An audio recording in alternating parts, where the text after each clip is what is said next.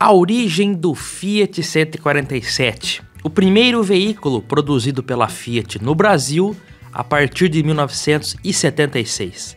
Vamos relembrar como surgiu esse carro.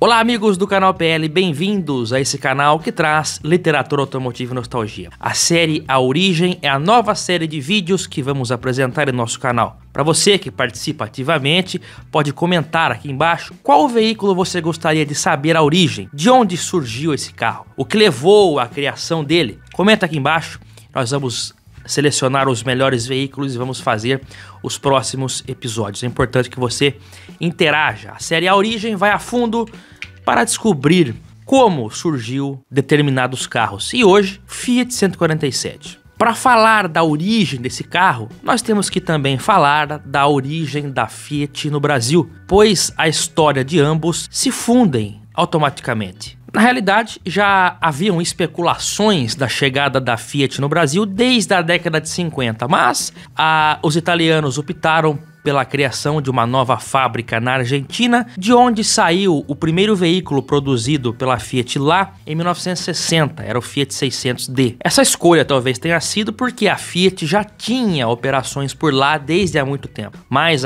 fabricando tratores e outras coisas, mas a produção de automóveis começou em 1960. 13 anos depois disso, em março de 1973, era anunciado então que a Fiat, enfim, iniciaria as suas operações no Brasil. Chamou atenção logo de cara a escolha geográfica para a construção da nova fábrica. Ao invés de optar por um terreno no grande ABC Paulista, onde ficavam ali basicamente 11 das 12 fabricantes de carros nacionais, os italianos optaram pela cidade de Betim, a 30 quilômetros de Belo Horizonte. Essa escolha se mostraria um desafio depois, porque a empresa teria problemas com os fornecedores de peças, porque ela estava longe, estava fora daquele polo principal ali de onde estavam a maioria das fábricas, né?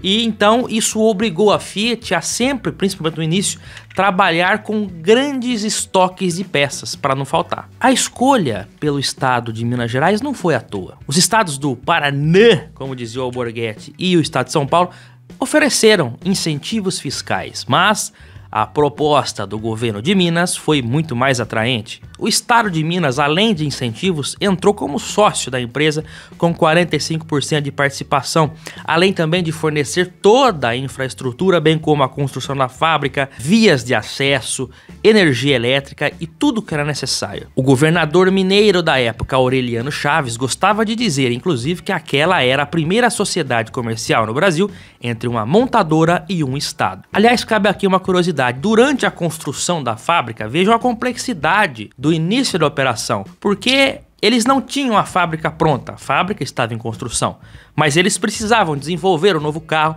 e, além disso, cuidar de toda a parte burocrática. Para isso, os primeiros escritórios da Fiat foram instalados em edifícios na cidade de Belo Horizonte. E o legal é que era o início da empresa e os primeiros 10 veículos da frota da Fiat do Brasil não foram Fiat, porque a fábrica não estava em operação, e sim 10 Ford Corcel que foram alugados de uma empresa que também estava começando no ramo de locação de automóveis, chamada Localiza. Certamente hoje você já ouviu falar, porque se tornou uma gigante desse segmento. Os executivos da Fiat sabiam que iriam enfrentar pela frente montadoras que já estavam confortavelmente estabelecidas no país, além de também já terem criado um vínculo com o consumidor.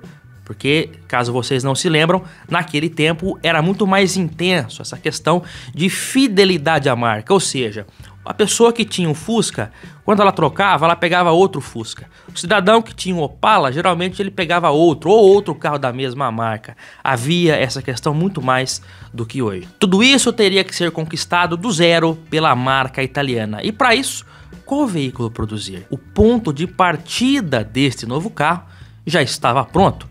O Fiat 147 brasileiro seria diretamente inspirado no Fiat 127 italiano, modelo que foi lançado por lá em 1971, na ocasião para ser o substituto do Fiat 850, descontinuado em 1973. O 127 italiano possuía motores de 900 cilindradas e o nosso conhecido 1050 também. Esse carrinho aí deu trabalho na Europa para concorrentes como o Volkswagen Polo e o Renault 5. Em 1974, o pessoal da Fiat aqui importou duas unidades italianas da Fiat, um Fiat 126 e um Fiat 127. O 126 era ainda menor, bem pequeno mesmo, nas proporções, só para comparar, nas proporções de um M-Zart, por exemplo. Não que muita gente conheça esse M-Zart aí, mas eu já falei sobre ele também, tá na playlist aqui da Sessão Nostalgia. Como o 126 era muito pequeno para o mercado nacional, o 127 se mostrou mais adequado em proporções para servir de base para o novo carro brasileiro. Apesar da inspiração direta no 127 italiano,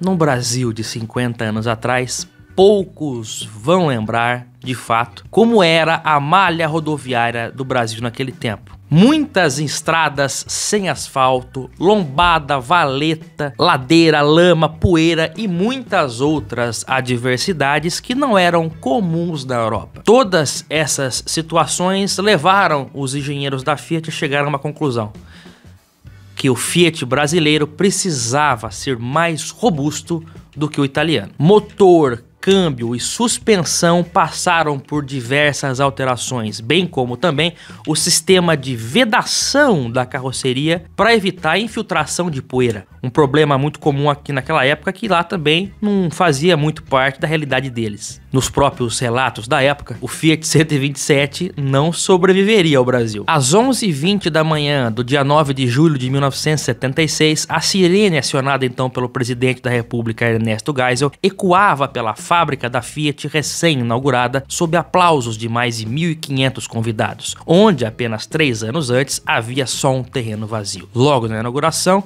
a Fiat já mostrava seu espírito de inovação, apresentando um protótipo ainda em estágio bem inicial do Fiat 147 movido a álcool, bem antes de chegar ao mercado em 1979. Aliás, ele foi mesmo o primeiro veículo fabricado no mundo em série movido a álcool, além de já no seu lançamento também estrear com coisas que eram inéditas por aqui, como motor transversal, coluna de direção articulada em caso de impacto e também o step, né, que ficava aqui no compartimento do motor, liberando espaço na parte traseira. Naquela época, meus amigos, anos 70, era difícil convencer um cidadão médio brasileiro de que este aqui era um carro grande por dentro e pequeno por fora, pois ainda havia muito aquele conceito, né, de que a qualidade de um carro estava atrelada ao seu tamanho, grande no caso, mas que não tinha nada a ver. A equipe de publicitários da marca fez questão de criar uma série de comerciais pontuando todos essas questões que eram mais delicadas ao pequeno carrinho. Por exemplo, uma das grandes vantagens do Fiat era a questão de consumo de combustível.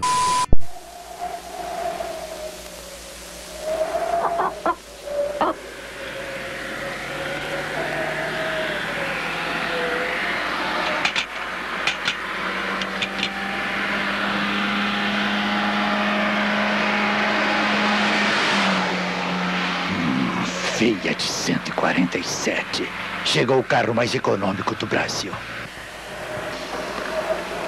Essas campanhas aí renderam vários comerciais, como aquele que mostrava o 147 percorrendo os 14 quilômetros da Ponte Rio-Niterói com apenas 1 litro de gasolina. Aliás, nem isso chegou, né? Segundo o que foi dito na época, o carro teria consumido apenas 750 ml no percurso. Teve também aquele que mostrava o carro pulando os concorrentes, mostrando a resistência da suspensão em terrenos difíceis, subindo e descendo a escadaria da Penha e enfatizando o bom aproveitamento de espaço na cabine. Uma curiosidade também é referente ao seu motor, né, a cilindrada dele. O pessoal estava acostumado com o carro popular, que era o Fusca na época, 1.300. Por que o Fiat era 1.050? Por que não 1.000 ou 1.100? O fato é que tudo se apoiava na legislação brasileira. Por incrível que pareça, quando o carro foi lançado em 76, a Lei Tributária Nacional afirmava que carros com motores de até 1 litro, ou seja, 1.000 cilindradas, pagavam mais IPI e ICMS do que aqueles com motores de até 1.600. Por essa razão, a Fiat pegou aquele motor 900 e pouco lá italiano e aumentou para 1050, basicamente para se adequar na legislação. Não faz muito sentido isso, né? Vejam que motores de até 1000 cilindradas na época, que nem existia, talvez não existisse por causa disso, da legislação. Eles pagavam mais imposto. Esse ponto de vista foi invertido nos anos 90, quando o governo Collor aí incentivou mais, deixou o ICMS e IPI reduzido para carro com motor até 1000 cilindradas, o que de fato é mais justo. Essa tributação maior para carro com motor menor, de fato, no meu ver, não faria sentido. O 147 foi o primeiro carro nacional também a dar origem a uma família de veículos, incluindo o modelo hatch, é claro, a perua, picape e sedã. A picapinha, inclusive, foi a primeira derivada de um automóvel de passeio, chegando ao mercado em 78. A primeira versão dela tinha as mesmas dimensões do 147. Em 1980, ela passou a usar a plataforma da recém-lançada perua Panorama e ficou maior, com 3,78 m. O modelo de caçamba curta foi produzido até 1981 e hoje é procurado por colecionadores, é procurado a tapa, né? Em 1980, o hatch ganhava a frente, que ficou conhecida como Europa e que acabou não agradando a todo mundo. Em 1983 chegava o Spatio, uma proposta ali mais luxuosa. Os modelos mais básicos baseados no Europa continuaram em produção também. Nesse mesmo ano era lançado o sedã Audi. Em 1984 era lançado aqui no Brasil o seu sucessor natural, que era o Fiat Uno. A partir daí, seguindo os caminhos que também foram tomados na Europa e Argentina, o Uno foi substituindo aos poucos. Os modelos da linha 147 foram saindo de linha gradativamente. O carro, tanto o Spatio quanto o 147C, que eram mais simples, saíram de linha em 1986. Como é comum nas linhas brasileiras, a última a sair de cena é a picape, né? Por que será, né? Você parar para pensar, na linha quadrada, a última a sair de linha foi a Saveiro, em 97. No caso da família Del Rey, a Pampa foi até 97 também. E, enfim, a Chevy 500 foi mais também do que o Chevette. Aqui é a mesma coisa, né? Porque a Fiat City, que era picape, deixou de ser produzida em 1988 só, quando lançaram a Fiorino nova, baseada no Uno. Sim, não tô falando errado, não foi 87. 88, as últimas unidades da Fiat City eram modelo 88, né? Realmente foi de fato assim que ocorreu, e é o mesmo ano que já surge a Fiorino, que aí perdurou por anos e anos mais tarde. Esta foi a origem do Fiat 147 brasileiro, que agora você já sabe, ele foi inspirado no 127 italiano, mas o nosso é muito mais robusto do que o de lá. E isso por razões óbvias, né? Nosso solo, que até hoje não é grande coisa. É isso, meus amigos. O primeiro Fiat brasileiro, Fiat 147. Se você não é inscrito no canal, por favor, venha conosco para essa nostalgia aqui no nosso canal. Nós temos vídeos aqui semanalmente que levam até você histórias e curiosidades incríveis. Eu aguardo todos vocês no próximo vídeo aqui no nosso canal. Um grande abraço e até lá. Tchau.